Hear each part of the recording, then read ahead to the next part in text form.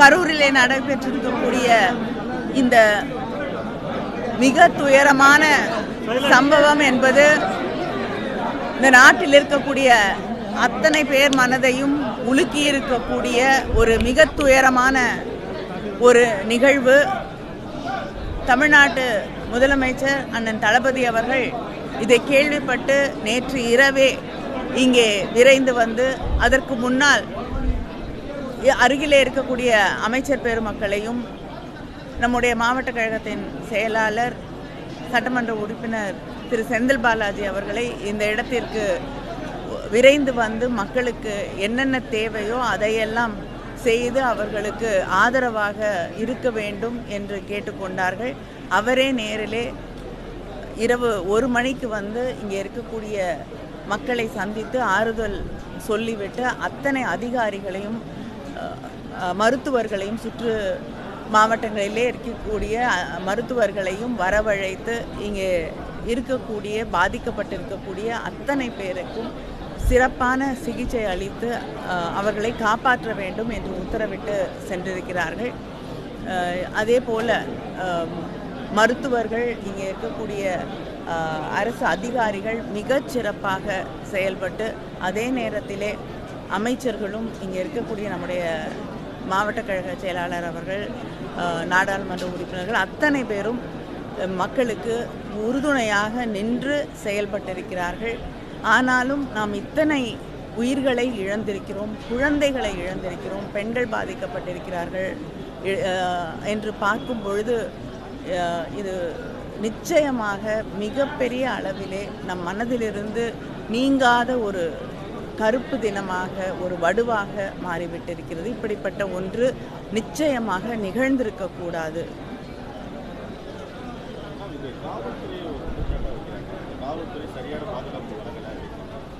இல்லைங்க, 1 மணி நேரத்துக்கு முன்னால் தான் காவல்துறை அதிகாரி திரு டேவிட்சன் தேவாசீர்வாதம் அவர்கள் விளக்கமாக தன்னுடைய கருத்துக்களை எடுத்து வைத்திருக்கிறார்கள்.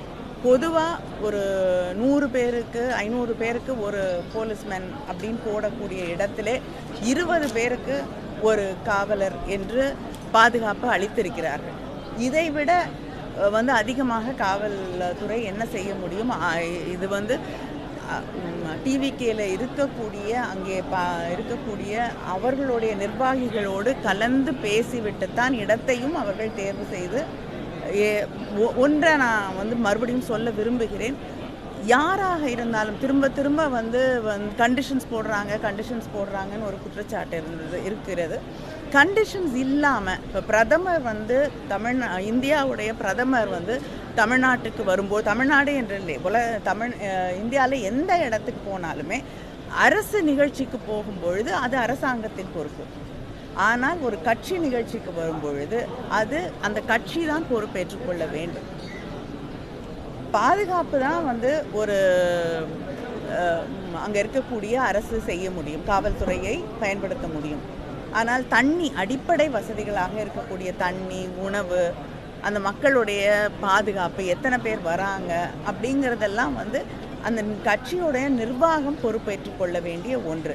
அதே நேரத்தில் நான் சொன்னது போல் முதலமைச்சராக இருக்கட்டும், பிரதமராக இருக்கட்டும், ஒரு கட்சி நிகழ்ச்சிக்கு வரும்பொழுது கண்டிஷன்ஸ் இல்லாமல் பண்ணவே மாட்டாங்க.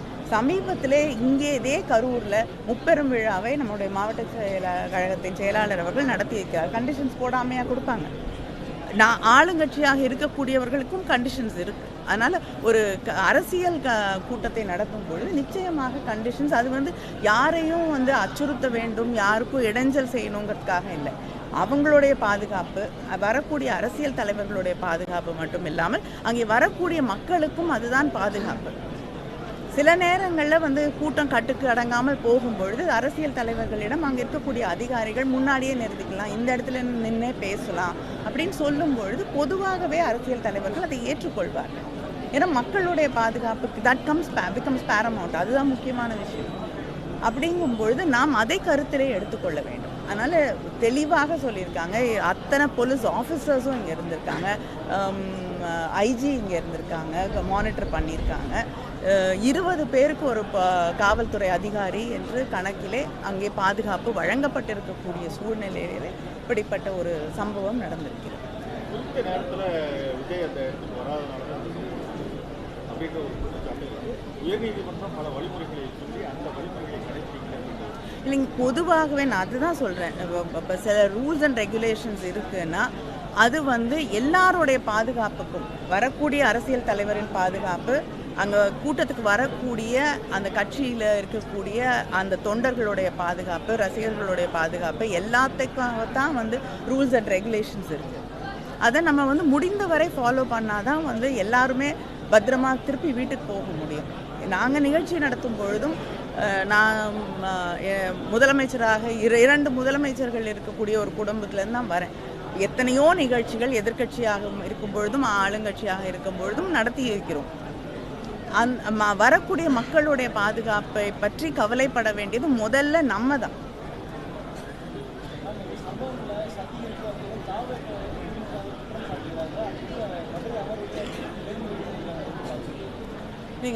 நான் இங்கே அரசியல் பேச விரும்பவில்லை. யார் மேலே பழி போடுறது, யார் பொறுப்பை எடுத்துக்கணும் அப்படிங்கிறதுக்கெல்லாம் இல்லை. அப்படி ஒரு எண்ணம் இருந்தால் முதலமைச்சர் நேற்று இரவு 1 மணிக்கு இங்கே வந்திருக்க மாட்டாங்க. எங்களுடைய கட்சி நிர்வாகிகள் அத்தனை பேரும் இங்கே நின்று, களத்திலே நின்று மக்களுக்கு பாதுகாப்பாக, இங்கே எம்பியாக இருக்கட்டும் அத்தனை பேரும் இங்கே நின்று இருக்கோம். அதனால் இதில் சதி செய்ய வேண்டிய அவசியம் இல்லை. இது யாருடைய கட்சிங்கிறத தாண்டி தமிழ்நாட்டு மக்கள், அது முதலமைச்சர் அவர்களுடைய பொறுப்பு. அதனால் அவருடைய மக்களை எதிர்த்து அவர்களே சதி செய்து கொள்ள வேண்டிய அவசியம் யாருக்கும் கிடையாது. அதனால் இந்த மாதிரி அரசியல் காழ்ப்போடு கீழ்த்தரமான விமர்சனங்களுக்கெல்லாம் பதில் சொல்கிறது சரியாக இருக்காது நான் நினைக்கிறேன்.